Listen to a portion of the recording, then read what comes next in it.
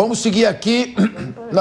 O presidente da Argentina, Javier Milei, afirmou que Elon Musk salvou a humanidade com os trabalhos no X, que era o antigo Twitter.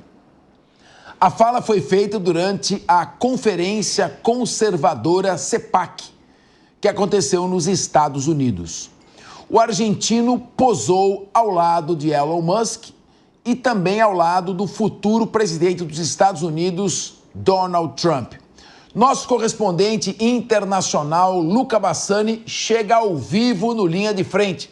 Acho que ele já está em Munique. O que é que foi destaque nessa conferência? Qual é a expectativa para essa aliança na direita? Minha pergunta, como você vê os países que estarão alinhados nesse bloco ao redor de Donald Trump? Os países do oeste da Europa Ocidental, que têm governos de centro-esquerda, mas são tradicionais aliados dos Estados Unidos, vão se alinhar também? Haverá um bloco liberal contra um bloco socialista? Fale tudo, mas não esconda nada. Boa tarde a você, Capês, nossos debatedores, toda a nossa qualificada audiência. Como você bem colocou, é o primeiro presidente latino-americano que encontra Donald Trump após a sua eleição há cerca aí de 10 dias. Javier Milei chegou em Mar-a-Lago, num resort de luxo, onde acontece essa conferência conservadora, CEPAC, com a presença de vários líderes da direita mundial, deputados aqui também da Europa, da União Europeia, e também o próprio bilionário Elon Musk. Ou seja, uma foto bastante tradicional foi tirada e postada nas redes sociais pelo governo argentino, onde temos Elon Musk, Javier Milei e Donald Trump. Javier Milei, inclusive, discursou por cerca de 12 minutos, falando que a eleição de Trump significa novos ares para todo mundo e também o combate ao wokeismo, né? A cultura woke, a cultura identitária extrema que muitas vezes é pauta nos Estados Unidos. Ao mesmo tempo em que parabenizou o Elon Musk pelas mudanças que fez no X e disse que o bilionário salvou a humanidade com esse trabalho que, segundo ele, é fundamental para a liberdade de imprensa.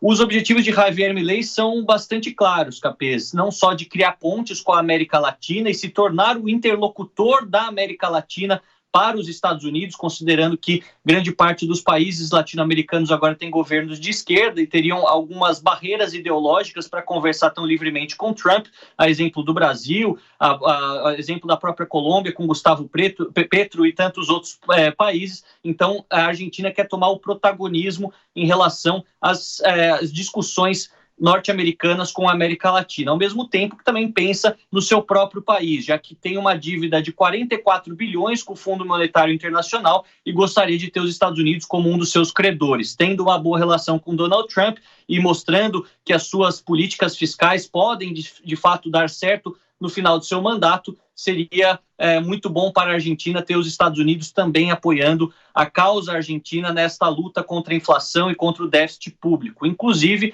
ele disse que passou algumas dicas para Elon Musk, que agora ocupará o departamento de gestão de eficiência governamental, assim chamado nos Estados Unidos, para que o bilionário também consiga reduzir os gastos. Eu acredito que, como você bem colocou, fica bastante clara a formação de dois blocos, mesmo dentro do Ocidente. Eu acredito que aqui na Europa, a vertente mais pragmática com que alguns políticos socialistas, sociais-democratas lidaram com Donald Trump no seu primeiro governo, se manterá, a exemplo do governo que ainda temos na Alemanha, que está por um fio, mas ainda continua sendo um governo de esquerda, o governo de Pedro Sánchez na Espanha, o próprio governo trabalhista de Keir Starmer, todos eles vão adotar uma postura mais próxima aos Estados Unidos, porque dependem dos Estados Unidos para resolver questões relacionadas à guerra da Ucrânia, à crise no Oriente Médio e também à própria economia. Estados Unidos, grandes exportadores de petróleo e de gás, podem também solucionar os problemas econômicos dentro da Europa. Então,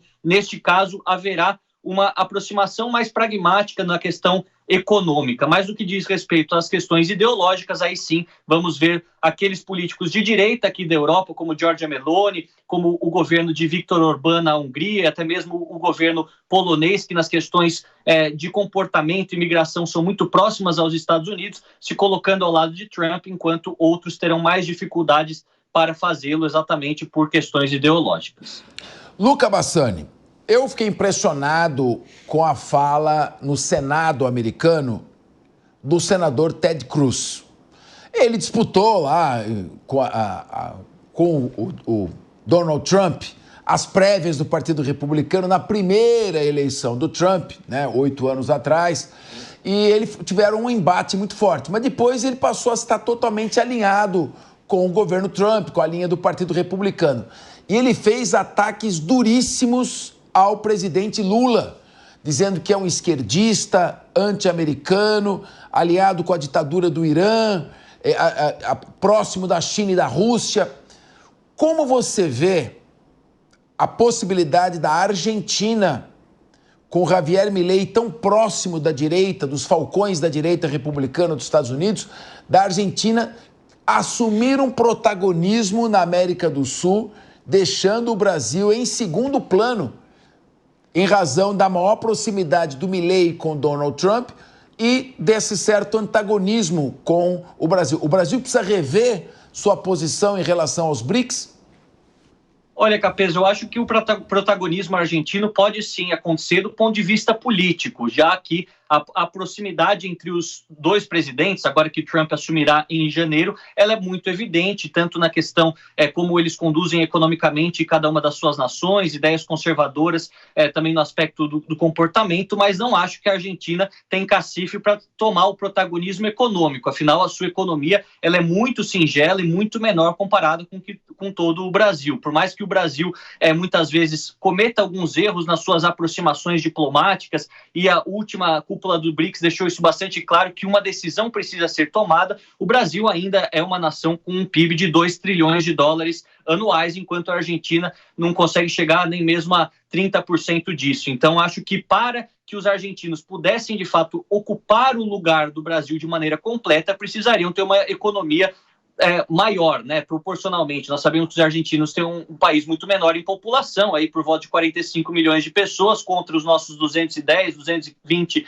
milhões de habitantes, mas mesmo assim não tem este protagonismo econômico que talvez seria necessário para uma liderança completa. Do ponto de vista político, sim, eu acho que vai ser um dos principais interlocutores, pelo menos até a próxima eleição na Argentina, que acontece antes da próxima eleição americana, então vão ser aí por volta de uns 3 anos com uma boa relação entre Donald Trump e Javier Milei, e também nesse meio tempo nós teremos novas eleições no Brasil. Não sabemos se o presidente Lula será reeleito, se o bloco da direita poderá emplacar um presidente, como que acontecerão essas mudanças dentro do Brasil durante os próximos 4 anos. Então, por hora, a liderança argentina será do ponto de vista político, mas do ponto de vista econômico, o Brasil e também o México, se a gente comparar como um parceiro norte-americano muito mais próximo, acabam ainda sendo aliados estratégicos e que os Estados Unidos não podem abrir mão simplesmente por razões ideológicas. É verdade, meu amigo Luca Bassani, mas por cautela é melhor começar a olhar mais para a América do Norte do que para o Irã. Como diz um ditado árabe,